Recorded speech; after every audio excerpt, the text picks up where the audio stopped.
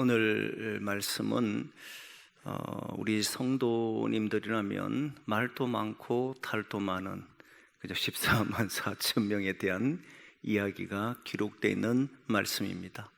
신앙생활 오래 하신 분들은 이야기를 워낙 잘 알 것이고, 저도 모태신앙이다 보니까 어릴 때부터 자주 들어왔던 내용 중에 하나가 14만 4천 명에 대한 이야기입니다. 이 말씀이 도대체 무엇을 말하는가 그냥 이렇게 생각만 하다가 이제 말씀을 보면서 집중해서 기도하고 고민하고 이제 거기에 받은 은혜를 여러분들하고 나누려고 합니다. 일단 이 14만 4천 명이라고 하는 숫자는 어디에서 나오냐면 이제 일곱 인을 때는 일곱 인으로 봉해져 있었던 그 안에 여섯 번째 인 속에 적혀 있는 겁니다. 여섯 번째 인을 때 보니까 어떤 일이 일어났느냐 하면 해가 빛을 잃어버리는, 검어져 버리는, 검게 돼버리는 일이 벌어졌고, 그리고 달도 핏빛으로 변해버립니다. 일곱 인을 떼서 보니까. 그런데 또 하나는 별이 막 쏟아져요. 얼마 정도 쏟아지느냐면 마치 태풍에 의해서 무화과 나무에 설익은 열매들이 막 떨어지는 것처럼 별들이 하늘에서 막 떨어지는 것이 보이는 거예요. 그래 사도 요한이 보니까 그렇게 돼 있는 겁니다. 그런데 그 일이 벌어지게 되자 왕들과 왕족들, 그리고 부자들, 강한 자들, 종들, 약한 자들, 또 할 것 없이 자유인 할 것 없이 전부 산으로 도망가서 동굴에 숨기도 하고 바위 틈에 숨기도 하고 이렇게 돼버리더란 말이죠. 너무 놀라니까, 두려웠으니까. 그러면서 이들은 숨어서 뭐라고 이야기하냐면 산들에게 우리를 좀 지켜달라, 바위에게 우리 좀 지켜달라 그러고 있었잖아요. 그러면서 이들이 느낀 것은 이들이 지킬 수 있을까? 누가 이걸 피할 수 있을까? 그게 이제 첫 번째 본 내용이에요. 여섯 번째 인을 떼고 난 이후에. 그리고 오늘 본문에 와서 또 보니까 뭐가 있느냐면 땅끝 네 모퉁이에 천사들이 이제 딱 있는 거예요. 천사들이 네 모퉁이에 있는데 바람이 통과하지 못하도록 바람을 붙잡고 있더라. 그래서 보니까 땅과 바다 가운데는 바람이 없는 그런 모습들을 보여주는 거예요. 그런데 한 천사가 일어나는데, 한 천사가 일어나서 해 돋는 데부터 탁 일어나더니 인을 칠 수 있는 그런 것을 가지고 일어나서는 이제 천사 중에 한 천사가 이제 해하려고, 하나님의 종들을 해하려고 하는 자들을 보고 멈춰라 그러고 외치는 소리가 들리는 거예요. 우리가 해 돋는 데부터 인치 하나님의 사람들을 인치기까지 멈춰라, 해를 가지 마라, 이런 이야기를 한 겁니다. 그리고 인친 숫자를 보니까 14만 4천 명이더라 이렇게 나온 거예요. 이게 여섯 번째 인 속에 포함돼서 사도 요한이 본 내용입니다. 자, 그러면 이제 14만 4천 명이 나왔는데 이 14만 4천 명은 뭐냐라고 했을 때 보니까 이스라엘의 12지파의 한 지파당 12,000명씩 해서 이제 12지파가 되니까 14만 4천 명이 되는 이런 이야기잖아요. 여러분, 뭔가 정말 이상하지 않습니까? 여러분 신천지에 관련된 것을 이렇게 보면 신천지가 보면 이렇게 지파 이름을 막 써요. 유다 지파, 에브라임 지파, 므낫세 지파 막 그럽니다. 그리고 이제 전도하는데 그 각 지파마다 12,000명씩 모아야 되잖아요. 그럼 한 명이라도 더 넘으면 안 되나? 14만 4천 명이면 이제 14만 4천 1명이 되면 어떻게 돼? 딱 14만 4천 명 들어가야만 이제 끝이 나는가? 이런 고민도 되고, 더 놀라운 것은 여러분 아시겠지만 12,000명씩인데 한 지파당, 그러면 그들이 신천지에 전도하는 거 보면 어느 지파는 더 크거든요. 어느 지파는 작고. 그럼 어느 지파는 12만 명, 12,000명 넘어보면 어떡하지? 어느 지파는 안 모자라면 어떡하지? 토탈해서 14만 4천 명인가? 아니면 각 지파마다 성경대로 하면 12만, 12,000명씩 해야 되는 거잖아요. 이게 말도 안 되는 소리고, 더 웃긴 것은 지금 여기에는 이스라엘 지파를 이야기했는데 이스라엘 지파는 우리를 보고 이야기하는 게 아닙니다. 정확히 말하면 이스라엘 12지파를 보고 이야기를 해요. 그렇잖아요. 이스라엘 12지파를 보고 이야기했는데 왜 우리를 이스라엘 하느냐? 이렇게 성경을 오늘날과 그 사람과 비교하는 경우 그렇게 해석하는 사람도 제법 있습니다. 예를 들면 가나안 땅, 하나님이 약속하신 가나안 땅을 천국으로 이제 하나님의 나라로 맞추어서 설명한 사람도 있어요. 그럼 이게 어떤 문제가 있는지를 모르는 사람도 되게 많습니다. 무슨 문제가 있냐면 여러분 놀랍게도 모세가 가나안 땅에 못 들어갑니다. 그렇죠? 그럼 모세는 지옥 갔는가? 천국으로 비교했다면 가나안 땅을 천국이라 그러면 그럼 모세는 못 들어갔잖아요. 그럼 모세는 어떻게 되는가? 곤란해지지 않습니까, 여러분? 모세가 평생 하나님 말씀에만 순종하고 살아온 사람인데 그 사람이 그러면 하나님 나라에 못 들어갔단 말인가? 그런 식으로 가나안 땅과 천국을 비교할 수는 없습니다. 그럼 뭘 비교하느냐면 하나님의 약속이었다는 거예요. 가나안 땅도 하나님의 약속이고 이 우리에게 약속하신 하나님의 나라도 우리에게 약속이라는 거예요. 약속을 누가 받느냐 이런 문제인데 그러면 왜 모세는 가나안 땅의 약속을 받지 못했느냐라고 했을 때 모세도 하나님의 거룩함을 드러내지 않았기 때문에 그렇다고 이야기한 거라고 이야기했지 않습니까? 그러면 그 약속을 가나안 땅을 준다고 했을 때 모세가 못 들어갔다고 해서 그러면 천국에 못 들어갔느냐? 저는 그렇게 생각하지는 않습니다. 그럼 60세 이상, 20세 이상 됐던 사람이 60만 3,550명이었는데 그 중에 들어간 사람들이 이제 20세 이하 된 사람만 들어갔잖아요. 그럼 60만 3,550명은 다 못 들어간 것이 되잖아요. 그렇잖아요. 그럼 그들 다 지옥 같단 말이잖아요. 이렇게 되면 비교를 이런 식으로 단순 비교하게 되면 이런 큰 문제들을 낳는 걸 아셔야 돼요. 그럼 이스라엘 지파가 12,000명 이야기했는데 그런데 오늘날 우리가 지파를 정해놓고 여기는 므낫세 지파, 여기는 이제 르벤 지파, 여기는 무슨 지파 이렇게 정해놓고 당신들은 바로 어떤 지파야, 그리고 당신들 12,000명 만들어야 돼. 12,000명 만들면 그때 하나님 나라가 와 14만 4천 명을 채우면 하나님 나라가 이루어져, 이렇게 말하는 게 정당하냐라고 했을 때 저는 아무리 생각해도 그 논리는 너무나도 잘못된 논리라고 생각합니다. 그렇지 않나요? 그렇게 이해하는 것은 성경을 자기의 유리한 대로 해서 사람들의 마음을 붙들어 놓고 결국 자기가 필요한 데 써먹기 위한 하나의 그런 형식의 신앙을 가지고 사람들의 마음을 이용한다고 생각하거든요. 그렇게 신앙생활하는 것은 성경적이지 않다라고 하는 것이 저의 분명한 입장이에요. 그러면 여러분 오늘 본문에 왜 이런 숫자 이야기를 하는가? 이게 이제 관건이잖아요. 그 전에 하나 해결하고 싶은 것이 있는데 숫자를 이야기할 때 잘 보면 여러분 놀랍게도 12지파 중에 없는 지파가 있어요. 원래 지파가요 12지파를 이야기할 때는 레위 지파를 포함하게 되면, 레위 지파가 제사장 지파다 보니까 레위 지파를 포함하게 되면 이제 요셉의 두 아들이었던 므낫세와 에브라임을 하나로 해서 요셉 지파라고 말을 합니다. 그래서 12명이 돼요. 그런데 레위를 포함 빼버리고 나면 11명이 되는 거잖아요. 그래서 야곱이 양자로 받아들였던 요셉의 두 아들을 나누어서 므낫세, 에브라임 지파를 넣었던 거예요. 이렇게 12지파를 넣습니다. 그렇다면 당연히 오늘 본문에도 12지파가 나온다 했을 때 요셉 지파를 넣든지 아니면 레위 지파를 빼든지 이렇게 해야 되잖아요. 근데 빠진 이름이 누구냐면 단 지파입니다. 단이 빠졌어요.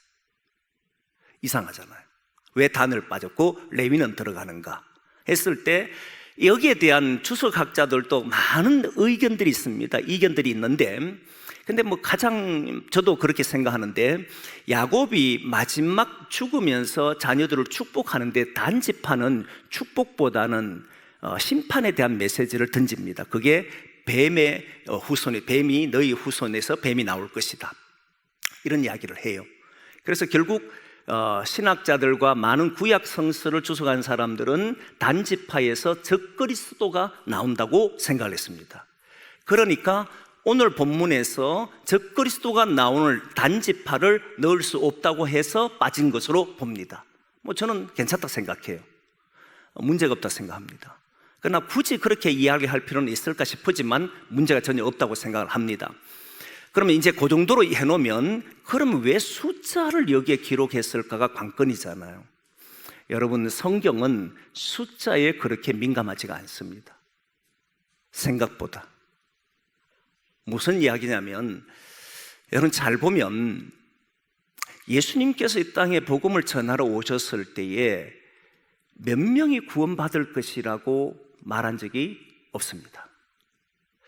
동시에 사도들도, 바울도 만약 14만 4천 명이 구원받을 것이라고 했다면 14만 4천 명을 기록해야 되는데 다른 서신에는 없습니다. 그러니까 몇 명을 구원할 건가 여기에 관심을 두고 복음을 전한 게 아니었다는 거예요. 지금 우리가 신천지나 그 다음 14만 4천 명을 주장하는 사람들의 이야기를 들어보면 그 숫자에 갇혀서 이 숫자를 채우려고 합니다. 그렇지 않나요? 그런데 성경은 바울도 그리고 사도들도 예수님도 단 한 번도 구원받는 숫자가 이래야 된다라고 말한 적이 없어요. 오히려 세상이 구원을 받아야 된다, 바울 같으면 이방인이 구원을 받아야 된다라고 생각했던 것이지 어느 정도 구원을 받아야 되는지에 대해서는 관심을 가지지 않았던 게 분명합니다. 숫자에 관심을 가지게 되면 어떤 문제가 생기냐면, 요즘 최근에 때에 대한 이야기를 제가 많이 했기 때문에 성도는 때와 숫자에 대해서 관심을 가지면 안 돼요. 근데 때에 대해서는 이야기를 했기 때문에 빼놓고 숫자에 대한 이야기를 해보면 숫자에 관심을 가지면 어떤 일이 벌어지냐면, 자꾸 사람들은 구원받은 사람에 대해서 어떻게 하면 우리가 구원할까, 어떤 사람이 어떻게 하면 저 사람이 저기에서 어둠에 벗어날까, 주님을 통해서 어떻게 하면 그 사람이 참 하나님 나라를 이룰까, 여기에 관심이 있는 것이 아니고 어떻게 하면 숫자를 채울까, 여기에 관심 많이 둬요. 이게 정말 문제인 거 아세요, 여러분? 제가 교육 목사를 할 때에 교육부에 올라가서 보니까 사람들이 아이들이 안 와서 진짜 괴로워합니다. 아이들이 자꾸 빠지니까 힘들어해요. 근데 아이들이 빠지는 것에는 너무너무 관심이 많은데 그 아이들이 어떤 문제에 놓여졌는지는 관심이 없다는 사실을 너무나 잘 알았어요. 이유인 즉, 한 번은 제가 교육 목사를 하게 되면 전사님들이 간혹 이렇게 사임을 하고 나면 한 3개월 정도 공석이 있을 때 제가 가서 설교를 이제 담당해서 하기도 했습니다. 그러면서 했던 이야기가, 복음이라는 게 기쁜 소식이잖아요. 기쁜 소식, 네가 지금까지, 여러분들이 지금까지 들어왔던 소식 중에 가장 기쁜 소식이 뭐예요? 라고 애들한테 질문지를 주고 5가지를 써보라 그랬습니다. 그랬더니 한 아이가 너무나 충격적인 이야기를 적었는데, 아버지가 온다는 소식요, 이렇게 적어놓은 거예요. 이게 무슨 말이지? 그래서 걔를 따로 불렀습니다. 이게 무슨 말이냐 하니까 아버지가 서울에 계신다는 거예요. 어머니하고 따로 떨어져 사시는 거예요. 근데 그러면 왜 아버지가 오지 않느냐 했더니 1년에 한 번 온다는 거예요. 1년에 한 번. 그래서 1년에 한 번 오는데 올 때 오기 전날 밤에 전화를 준다는 거예요. 그 소식이 걔한테는 너무 기쁘다는 거예요. 여러분, 그런데 아무도 그 교사들 중에 아는 사람이 없었어요. 아무도. 또 한 번은 이렇게 질문을 던져봤습니다. 네가 가장 어려울 때, 힘들 때 누구한테 말을 하느냐? 이 구원이잖아요. 누구한테 이야기하냐니까 당연히 초등학생들은 누구를 적어야 됩니까? 1번이 엄마. 하나님이라 적는 사람들은 조금 수상합니다. 그죠? 초등학생이 하나님 적는 게 당연하다고 생각할지 모르지만, 그거는 어릴 때부터 얼마나 주입식 교육을 받았는지, 교회 오면 답이 하나님, 예수님 이렇게 적혀서, 그건 신앙으로 적어내면 너무너무 좋지만 그냥 형식적으로 적는 애들이 많아서 1번은 사실 아이들에게는 엄마가 최고예요. 맞잖아요. 엄마라 적어야 되고, 2번은 누굴 적어야 됩니까? 아버지라 적으면 좋지만 아버지라 잘 적는 애들도 있고, 할머니라 적기도 하고, 할아버지라 적기도 하고, 또는 아버지라 적기도 하고, 이렇게 두 번째는 자기와 가까운 사람을 적게 돼 있습니다. 그게 대체로 아버지고 또는 할아버지고 할머니고 이렇게 들어가요. 그럼 세 번째는 누구를 적냐면 친구에게 말합니다. 나이가 들고 중고등학교쯤 가면 부모에게 말하지 않습니다. 친구가 1번이 돼 바뀌어집니다. 근데 신앙을 가지고 있는 사람들은 이제 어른이 되면 제 1번을 하나님이라고 이야기를 하긴 해요. 근데 어리면 어릴수록 부모라고 하는 게 나와야 되는데, 한 친구가 여러분 놀랍게도 네가 가장 힘들 때 누구에게 말하냐 했더니 대답 1번이 인형이라고 적어놨습니다. 충격받았어요. 그 밑에 2번을 했더니 답이 없어요. 딱 위에 하나만 적어놨어요. 깜짝 놀랐습니다. 그래서 이 친구가 누구냐라고 교사들한테 물었더니 놀랍게도 교회의 중재직 가정의 자녀였습니다. 그래서 어떻게 사냐 물어봤더니 이제 삶을 들어보니까 이해는 돼요. 그런데 놀랍게도 아무도 이 아이가 인형에게 말한다는 걸 몰랐다는 사실이. 그 아이가 뭘 가슴 아파하고 무엇 때문에 힘들어하고 무엇 때문에 어려워하는지는 관심이 없고 얘가 교회에 왔느냐 오지 않느냐에만 관심을 두더라는, 그것도 왔을 때 숫자가 몇 명이냐 아니냐. 저는 충격을 받았습니다. 성경은 구원을 이야기하지 숫자를 이야기하지 않습니다. 그렇잖아요. 사람이 예수님을 믿고 난 뒤에 거기에서 얻는 자유와 거기에서 얻는 기쁨과 거기에 얻는 희망과 이런 것을 누리는지, 아니면 아직도 어둠에서 괴로워하고 아파하는지, 이런 것에 대해서 관심을 갖는 것이지 구원에 관심을 두는 거지 숫자에 관심을 두는 게 아니라는 사실. 그랬다면 예수님께서 이 세상에는 이제 이 수많은 사람이 있는데 14만 4천 명이라든지 아니면 50만 명이라든지 숫자를 말씀했을 겁니다. 그런데 주님은 세상이 구원을 받기를 원하셨지 몇 명만 구원을 받기를 원하신 것은 아니었던 게 분명해요. 또한 여러분 보면 사도들이 복음을 전해서 베드로가 설교를 했을 때에 처음에 5,000명, 후에 3,000명씩 변화가 일어납니다. 예수 믿잖아요. 그럼 도합 8,000명입니다. 그러면 14만 4천 명에서 8,000명 빼면 13만 6천 명이죠. 그럼 앞으로 13만 6천 명만 전도하면 되잖아요. 그걸 성경이 말하고 싶겠습니까, 여러분? 또한 너무 놀라운 것은 이스라엘 백성들이 조금 전에 있을 때 애굽에 나온 숫자가 60만 3,550명이에요. 그러면 도합 합쳐서 약 200만이 있는 걸 보는데 그 중에 구원받은 사람 14만 4천 명이 안 된단 말이 되는 거잖아. 신약 지금 사도 요한이 볼 때까지만 해도. 그럼 누가 구원받았지? 한번 세어보자. 모세 받았을 것 같고, 그 다음에 아브라함, 이삭, 야곱, 요셉, 12명 지파 중에 요셉 빼고는 받았을까? 여러분 받았을 것 같습니까? 안 받을 것 같습니까? 로벤 뭐 이런 사람들 고민되잖아. 이런 식으로 생각하면 여러분 신앙이 어떻게 되느냐면 숫자에 관심을 두는 순간에 그 내용을 신경 쓰지 않는다는 겁니다. 굉장히 위험해져 갑니다. 오늘날 교회가 많은 문제가 일어나는 중에 무슨 문제가 일어나냐면 숫자에 너무 민감하고 실제 구원에 민감하지 않는다는 거예요. 사람들의 아픔을 가지고 같이 기도하고 자기 아픔을 가지고 같이 울어주고 하는 사람들이 없어져 가고 얼마나 모였느냐 이런 것에 관심을 두기 시작합니다.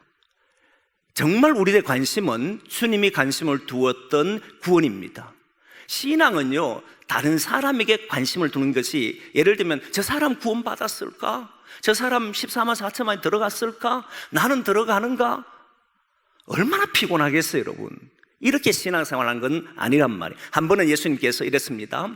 부활하신 후에 베드로에게 나타나셔서 네가 나를 사랑하느냐 물었지요. 그랬더니 베드로가 주여 그러하외다. 주님은 아실 줄 믿으면 주님만 아시는 줄 압니다. 막 이런 이야기를 3번에 그걸 자잖아요. 그 이야기를 다 들으신 주님께서 이제는 베드로야 네가 어렸을 때는 네 마음대로 스스로 띠를 띠면 다녔지만 근데 이제 늙어서는 남이 네에게 짐을 지우는 대로 띠를 띄운 대로 살 것이다 이야기를 했어요. 이건 베드로가 어떻게 죽는지에 대한 이야기를 한 거예요. 그랬더니 베드로가 바로 그 소리를 듣자마자 이런 질문을 합니다. 주여 예수님께 십자가 달려 돌아가시기 전에 누가 나를 팔자라고 했는데 그 팔자가 누군지를 물었던 사람이 있잖아요. 그 사람이 주님이 사랑하는 제자인데 그 제자는 어떻게 되겠습니까? 이렇게 물었어요.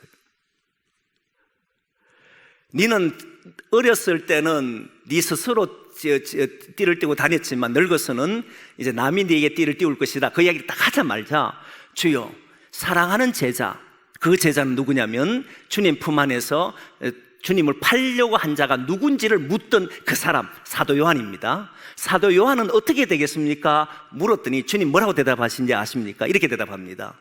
네가 무슨 상관이냐? 이렇게 말을 해요. 진짜 맞는지 한번 보겠습니다. 요한복음 21장 22절 한번 띄워줄 수 있습니까? 같이 보겠습니다. 시작.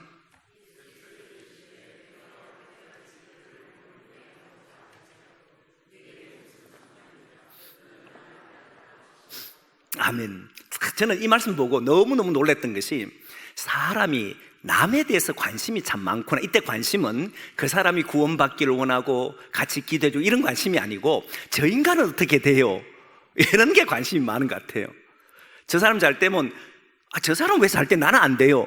이렇게 자꾸 사람을 비교하는데 이런 데 관심이 너무너무 많다는 사실을 알았어요. 근데 주님은 이렇게 말합니다.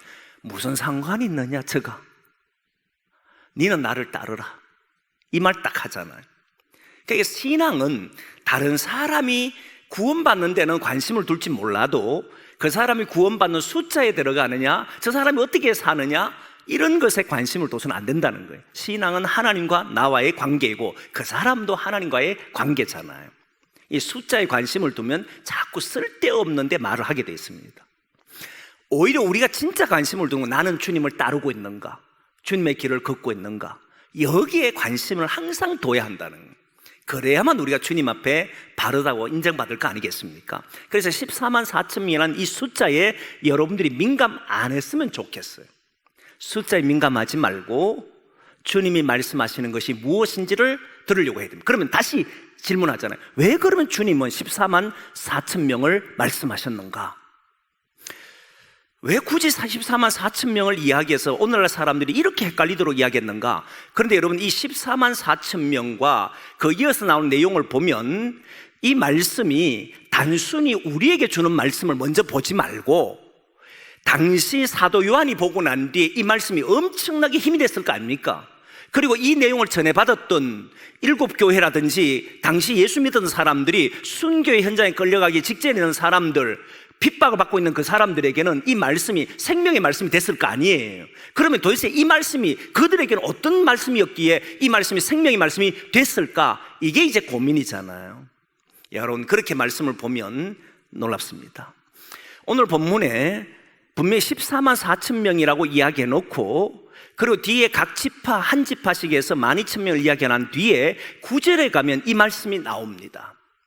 이스라엘 지파는 14만 4천 명 맞아요. 근데 9절 말씀을 한번 오늘 본문의 말씀을 보겠습니다. 9절 말씀 한번 띄워줄까요? 같이 봅니다. 시작.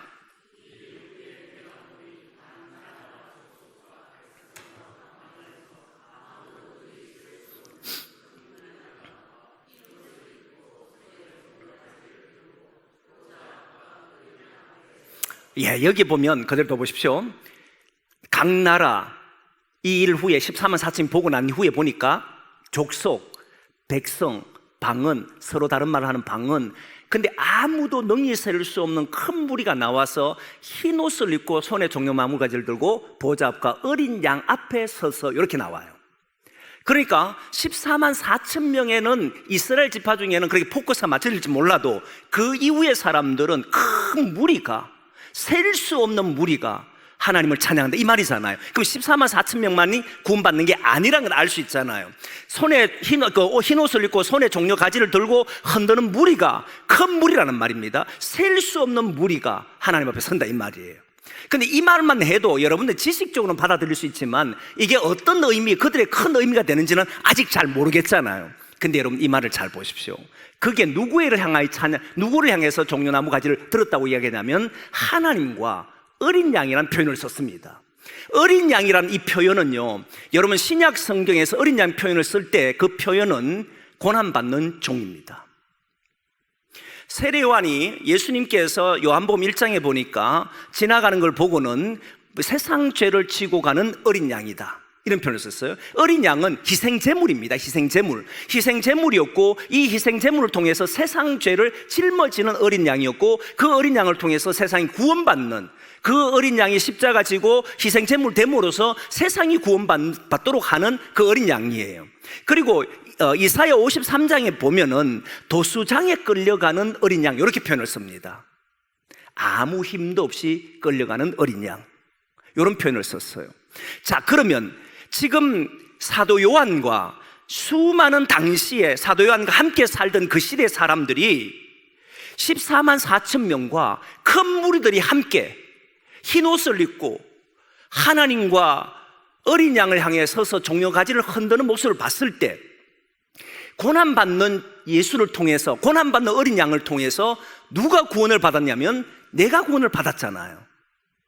그렇지 않습니까? 그러면 지금 이들도 자신이 마치 도수장에 끌려간 어린 양처럼 복음 들고 살아가면서 강력한 로마에 의해서 또는 유대 사회에 의해서 죽음을 당하는, 순교당하는 현장 앞에 끌려있는 이들의 모습을 보면서 나를 통해서 무엇이 일어난다는 걸 보느냐면 이스라엘이 구원을 받고 수많은 셀 수 없는 자들이 구원을 받는 것이구나. 예수 그리스도가 어린 양이 되어서 도수장에 끌려가는 한 양으로 끌려가고 그가 희생제물 됨으로써 수많은 사람이 구원받았고, 이스라엘이 14만 4천 명이 구원받고, 그리고 수많은 무리들이, 셀 수 없는 무리들이 구원받았고, 그 중에 한 명이 난데, 그분의 죽음과 그분의 부활을 통해서 내가 구원받은 사람인데, 내가 그러면 오늘 이 일을 함으로써, 내가 이 복음을 전함으로써 수많은 무리들이 흰 옷을 입고 종려가지를 들고 주님을 찬양하는 거구나. 바울이 복음을 전할 때, 바울이 복음 전하고 예수 믿는 사람 몇 사람인지 나오질 않아요. 안 나오잖아요. 근데 그를 통해서 구원받은 사람들이, 그로 인해서 죽음을 맞이했던 수많은 사람들이 지금 하나님 보좌 앞에서 뭐 하고 있다는 겁니까? 종려나무 가지를 들고 어린 양을 향해서 노래를 부르고 있더라, 이 말이잖아요. 그러면 자기의 삶이 어떤 삶이었느냐면, 내 삶이 어리석은 삶이었느냐, 내 삶이 참으로 남들이 보기에 바보처럼 살았는 것이냐, 내가 복음 들고 살아가는 것이 무익한 삶이었느냐, 아니다라는 사실을 깨닫게 되는 거예요. 사도 요한이 밤모섬에 갇혔습니다. 밤모섬에 갇혀서 보니까 6번째 인을 뗐는데 거기에는 수많은 무리들이 하나님을 향해서, 어린 양을 향해서 찬양하고 있는데, 그 사람들이 누구냐면 예수 그리스도를 통해서 구원받은 사람, 내가 복음을 전함으로써, 로마 사람들의 복음을 전함으로써, 유대인들의 복음을 전함으로써 그 수많은 사람이 지금 하나님 앞에서 찬양하고 있구나. 여러분, 같이 있지 않습니까, 이 일이? 그래서 이들은 순교의 현장에 있더라도, 고난의 현장에 있더라도, 아픔의 현장에 있더라도, 여러분 수고하고 땀 흘리고 난 뒤에 아무런 대가가 없어요. 그러면 여러분 실망하잖아요. 제가 그 이야기를 늘 해왔습니다. 사람이 농사를 짓고 난 뒤에 그 열매가 없으면 어떤 말로도 위로가 안 되잖아요. 그리고 오히려 농사를 짓는데 가라지가 나고 이상한 것이 나버리면, 여러분 엉컹기가 나고 그게 못된 것이 나버리면 여러분 실망하고 절망하잖아요. 아닙니까 여러분? 내 자녀들 위해 가정을 해서 뭔가 열심히 살았는데 뭔가 잘못돼 버리면 너무나 가슴이 아프잖아요. 그런데 여러분, 사도들과 사도 요한과 그리고 지금 순교의 현장 앞에 있는 이들이 보니까 하나님 보좌 앞에서 손에 가지를 들고 흰 옷을 입고 하나님 향해 찬양하고 있는 모습을 보니까 내가 걸어왔던 삶이 어리석지는 않았구나, 내 삶이 가치 있는 것이구나, 나의 삶이 이렇게 많은 사람이 구원받도록 하는 길이었구나, 이걸 알게 되니까 더 자신 있고 더 담대하고 더 희망을 가지고, 저들이 나를 고난하게, 저들이 나를 불 가운데 던진다 할지라도, 저들이 사자 입에 던진다 할지라도 나의 이 삶이 참으로 복되고 귀한 삶이라는 것을 오히려 더 가지게 하는 것이 아니었을까? 숫자를 보지 않고 수많은 무리들이 자신이 전한 복음 때문에, 예수의 이름 때문에 그들이 구원받고 하나님 앞에 서 있다면 이것이야말로 가장 큰 은혜가 아니었을까? 오히려 이들은 남은 생에도 내가 무엇을 위해 살아야 하는지를 알게 된 거잖아요. 여러분 생각해 보면요, 저도 목회를 지나면서 전적으로 담임했던 곳이 이제 밀양에 있는 서가정교회라는 교회 하나와 대구에 있는 대본교회 하나, 그리고 우리 교회, 이렇게 세 교회 왔단 말이에요. 근데 가장 힘들었던 데가 언제냐면, 제가 시골에서 목회했을 때가 참 힘들었어요. 목회할 때가 힘든 것이 아니고 정말 마음을 다해서 목회하고 나왔어요. 그 이후에 정말 잘 되기를 바랬어요. 그런데 소위 기도한다는, 능력 있는 기도한다는 사람을 통해서 완전히 그 교회가 이상한 쪽으로 흘러가는 걸 보고는 너무너무 가슴 아팠습니다. 나의 10년의 수고가 헛되구나. 이러길 위해서 목회한 건 아니었는데 너무너무 괴로운 거예요. 그런데 거기에서 하나님을 높여 찬양하는 사람들이, 하나님 나라를 이루고 사는 사람들이 넘쳐난다는 소리 들으면 얼마나 기분 좋겠어요. 그럼 제 수고는 다 잊어버립니다. 그렇지 않겠어요? 중국에 선교여행을 청년들하고 갔을 때, 우리 교회 제가 지난번에 있던 교회에서 갔을 때 여러분 거기에 보니까 그 조선족이 살고 있는 그런 지역이었는데, 하얼빈인가요? 그 어디더라? 그쪽 지방인데 갔는데, 거기 가니까 딱 조선족만 들어갈 수 있는, 그 조선족만 들어갈 수 있는 교회예요. 그래서 저희들이 가서 예배를 드리는데 한 목사님이 설교하는데, 그 설교는 제가 잊어버리지 못하는데 자기는 그런 연세가 많았습니다. 저의 소망이 있다면 제가 목회한 그 다음 제 후임자가 왔을 때 이 교회가 더 주님이 기뻐하는 교회가 되는 것이 저의 소원하는 겁니다. 딱 이렇게 기도하는 거예요. 그분의 소원이 그거면 이 사람의 가장 행복이 그거 아니에요. 자기의 수고한 것이 헛되지 않는 것. 여러분, 수고하고 헛된 걸 느낄 때마다 괴로운 게 없습니다. 근데 여러분, 오늘 본문에 보니까 사도 요한이 딱 보니까 주님 보좌 앞에 서서 흰 옷을 입은 수많은 무리들이, 셀 수 없는 수많은 무리들이, 그리고 종려 가지를 들고 막 흔들면서 있는 모습을 보니까 그들이 누구냐면 자신들이 복음을 전했던 사람들, 그들이잖아요. 그들이 그 있는 모습을 보고 다시 힘을 내어서 내가 갇혀도 원망하지 아니하고, 내가 없다고 쓰러지지 아니하고, 오히려 남은 생에 주어진다면 또 무엇인가를 하려고 했던 사람이 바로 이 당시의 사람들이라고 생각하는 거예요. 그럼 이 말씀을 그대로 오늘 옮겨오면, 여러분, 우리도 주님 나라에는 우리가 복음을 전하고 여러분들이 마음을 써서 사람을 위해서 애쓰고 누군가를 위해서 기도하고 누군가를 위해서 눈물 흘리고 정말 마음 다해서 했을 때 그들이 예수 그리스도를 믿고 산다면, 그들도 지금 보좌 앞에 서서 흰옷 입고 종려 가지를 들고 주님을 찬양한다는 사실이 믿어진다면, 여러분, 우리의 삶이 귀하잖아요. 복되잖아요. 그거를 갖게 하더라는 거예요. 그래서 여러분, 주님의 이름을 하는 모든 일들은 헛되지 않는 줄 믿으시기를 바랍니다. 이게 바로 그 시대 사람들에게는 강력한 메시지였다는 거예요. 내가 주님의 이름을 하는 모든 것이 헛되지 않구나. 여러분들이 하는 모든 것도 헛되지 않는 줄 믿습니다. 예수의 이름 때문에 참고 예수의 이름을 위해서 살아가고 예수의 이름으로 복음을 전하고 예수의 이름으로 뭔가를 살려보고 하는 이 모든 것들은 주님께서 기뻐하시는 줄 믿습니다. 그게 우리의 소망이 되는 거잖아요. 그리고 마지막 하나, 왜 14만 4천 명일까? 여러분, 이건 신비입니다. 조금 전에 얘기했지만 예수님도 14만 4천 명이라고 말한 적이 없고, 사도 바울도 몇 명이 구원받을 거라고 말한 적이 없습니다. 이렇게 말했죠. 주의 이름을 부르는 자는 누구나 구원을 받을 것이다. 딱 그렇게 이야기했어요. 이건 숫자를 이야기한 이유를 저는 잘 모르겠어요. 이스라엘 백성들이 딱 14만 4천 명만 차야 되는지도 잘 모르겠습니다. 저는 그렇게 보질 않아요. 왜 14만 4천 명이라는 사람 이야기하는 했을 때 주석학자들 가운데는 많은 이야기합니다. 숫자의 비밀이라 해가지고 뭐 12는 12지파다, 그 뭐 12는 또 무슨 숫자다, 1000은 뭐 하늘의 숫자다, 뭐 이래가지고 곱하니까 뭐 14만 4천 명. 저는 그런 말을 왜 하는지 잘 모르겠어요. 성경은요, 논리적으로 이해될 수 없는 부분이 너무 많습니다. 왜냐하면 계시이기 때문에.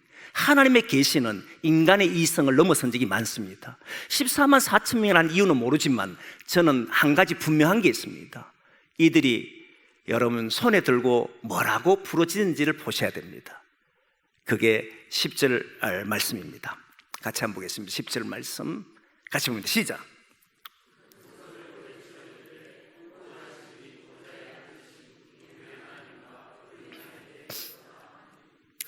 여러분 놀랍지 않습니까?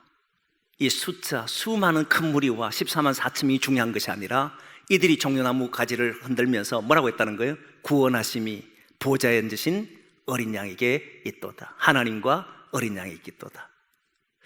그러니까 이 문제는 어떻게 받아들이기 시작하냐면, 사도 요한이 그 다음에 많은 믿음의 사람들이 복음 전하면 실망할 때가 있잖아요.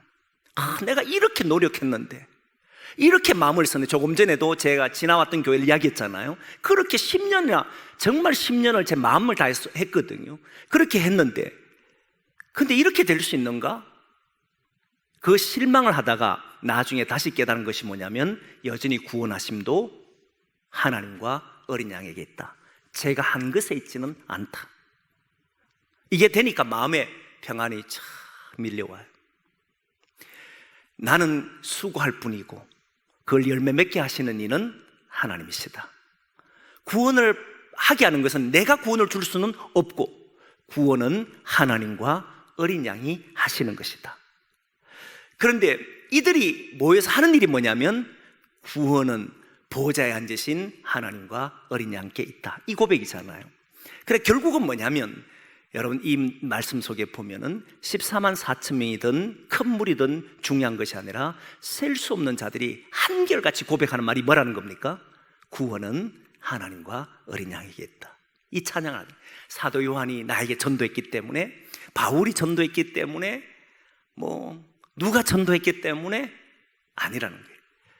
오직 구원은 하나님의 신비에 있고, 숫자도 신비에 있고, 저는 하나님이 모든 인류를 구원하신다고 믿고 사는 사람이지만, 그러나 반드시 이 내용을 통해서 보면, 숫자를 보여주신 걸 보면 또한 하나님께서 구원하지 않는 사람도 있는 것이 분명한 것 같아요. 그렇잖아요. 그러나 그 구원받은 사람들의 모든 한결같은 고백은 똑같습니다. 구원은 하나님과 어린 양에게 있다. 다른 누구에게도 있지 않다. 그래서 구원의 숫자에 관심을 두지 말고, 하나님이 구원하신다, 어린 양이 구원하신다는 믿음을 가지고 포기하지 말고, 실망하지도 말고, 절망할 필요도 없이 주님의 이름으로 늘 살아가는 그런 저와 여러분 되기를 소망합니다. 그래서 14만 4천 명, 이제 다시는 거기에 현혹되지 말고, 우리 주님께 구원함이 있다, 그리고 하나님은 주의 이름 부른 자 누구든지 구원하신다 하는 이 믿음을 가지고 마지막 날까지 주님 앞에 살아가는 그런 저와 여러분 되기를 소망합니다.